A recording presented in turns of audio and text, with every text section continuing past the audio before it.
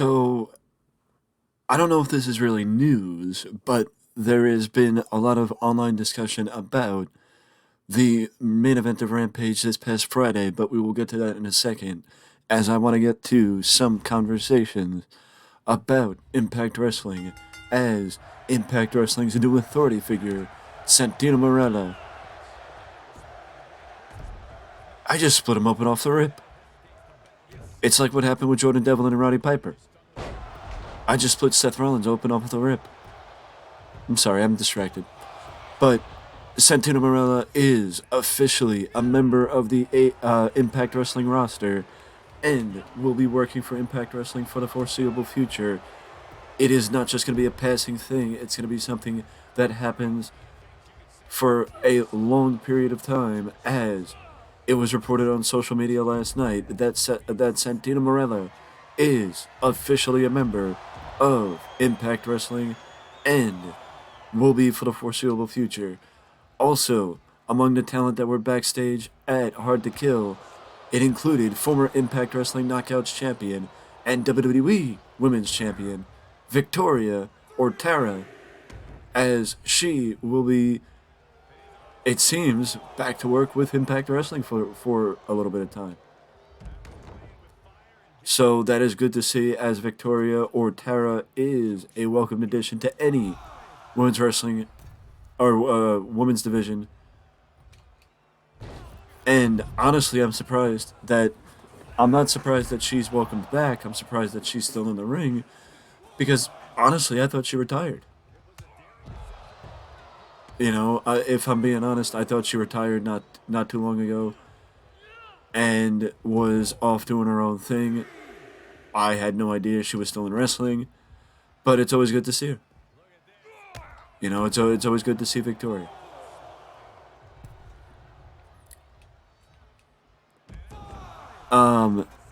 Also, with that being said, there is an upcoming return of a former WCW talent that I will not spoil the surprise for, but in the coming tapings or coming episodes of Impact Wrestling, you will see Santino Marella welcome an assistant authority figure with him. I don't know, again, if it's going to be something that is around for on the semi-permanent basis or if it was just for that one night.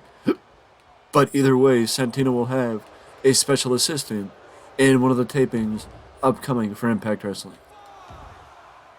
Another bit of side news is that Rainbow Six Siege has welcomed new cosmetic skins into the game. Those being Undertaker and Becky Lynch. This goes along with Fortnite and Fall Guys having WWE cosmetic skin in the game, as both Fortnite and Fall Guys, to my knowledge, have WWE's cosmetic skins in the game.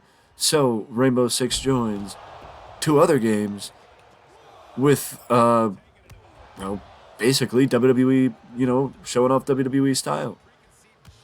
And though it might be a little bit random having Undertaker and Becky Lynch, it is understandable because, everybody knows The Undertaker, and a lot more people than you think know Becky Lynch.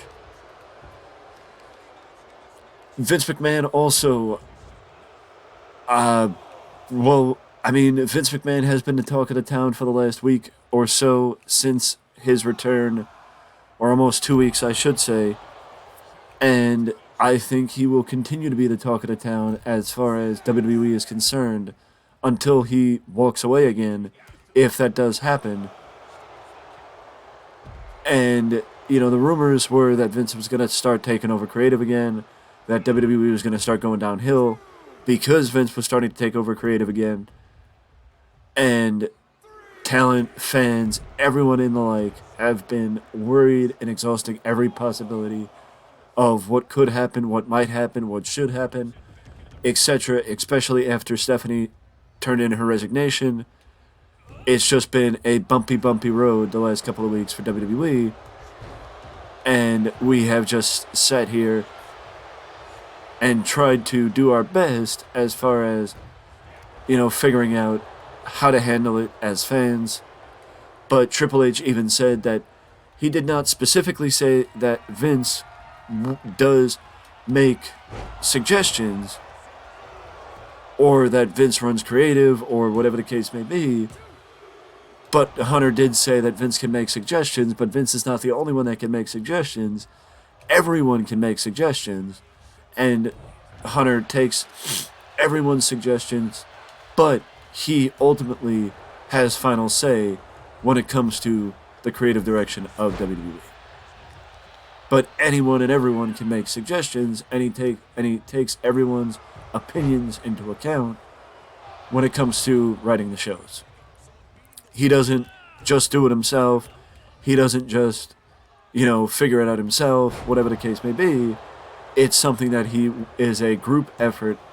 From what I understand, it is something more of a group effort from that standpoint. And Triple H is willing to listen to everybody, which, it's sort of, how do you say, it sort of makes people think that Vince could have more influence in the creative direction of the company. But all Triple H is saying is he has conversations with people, and one of them is Vince McMahon. That's all that's all Hunter is saying, to be honest with you. From my standpoint, all Triple H is saying is that he has conversations with people, and one of them is Vince McMahon. That's it. I don't see any problem with that. Do I want Vince to be a part of creative again? No. Absolutely not. Absolutely not. But is there anything wrong with him having conversations or asking for advice of how to handle a specific situation, or, whatever the case may be? No. Honestly, no. There is no, problems with that standpoint. But I think it's just something that is not going to go away anytime soon, and it is something that, as news reporters, we're going to have to keep talking about and talking about and talking about.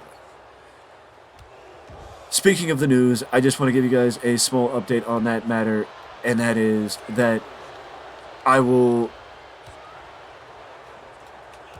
not going to say I will scale back the news videos, but yesterday I talked about doing a independent spotlight, or an independent news spotlight, where I focus on upcoming independent wrestling shows. And I do have every intention of doing that. in the not too distant future.